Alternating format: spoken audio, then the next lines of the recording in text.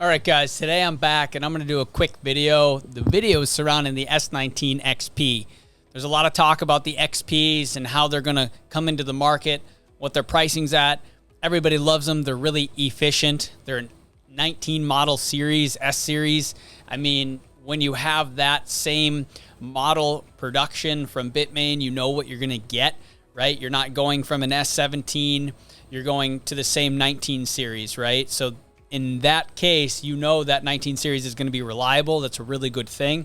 I want to talk a little bit about those XPs today and update you on what we know and what we have in the markets from a knowledge perspective.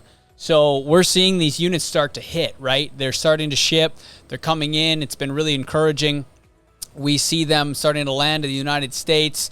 We're seeing them in at a 134 terahash units and 141 terahash units. Pricing on the unit varies pretty drastically from supplier to supplier.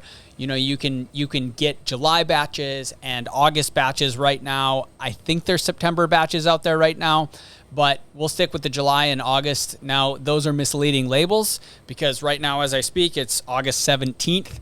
And we're still referring to the units hitting the States now as July batch, right? So if you're going to buy one and it's titled July, then you know you're getting the ones that are going to ship more quickly, right? Or this week or next or the fastest. If you look at an August batch, again, misleading because you might think to yourself, well, it's August and I'm getting an August batch. I should be getting this thing in a week or two, right? Probably not the case. Those aren't going to ship until the end of the month at the earliest.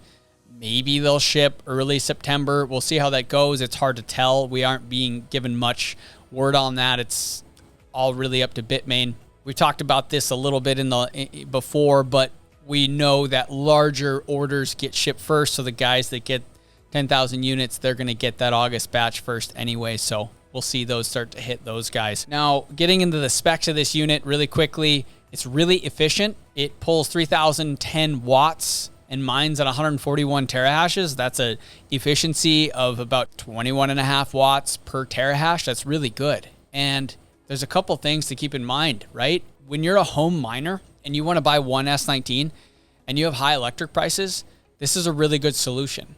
It allows you to capture the efficiency of the unit. You're pulling less power and you're getting more hash power and earning more BTC. That's really, really good. Keep that in mind for home mining, guys. I mean, I'm not saying don't use it on a large-scale mining farm because it's still awesome when you still have to pay a lower electric cost, but you just want to keep in mind that they're super efficient, really great for residential miners. Markets, once they get saturated with the XPs, I think we're going to see a drop in price on the other S19 series. Now, I'm not saying 110s or 104s. I think we'll see price drops on the 88 terahash, the S19J 88 terahash, the S19J Pro 92 terahash. Those units, we might see a price drop on, right? So if you saturate the markets with the newest brand, not the newest brand, but the newest efficient ASIC, such as the 141 terahash units, the XPs, you might see a drop in those older units. So keep an eye out for those. Right? And I'm not saying it's going to happen, but time will tell. So that being said, we're seeing Bitcoin sit about 24,000 right now. There's talk that it could still dip. There's talk that we could come out of this bear market. We'll see where things go. We're buying ASICs. We're supplying ASICs on our flare sites in Louisiana and Texas. We're not stopping. We're buying when there's blood in the streets. So with that being said, I hope that was a useful piece of information on the XPs. We'll see you guys again soon.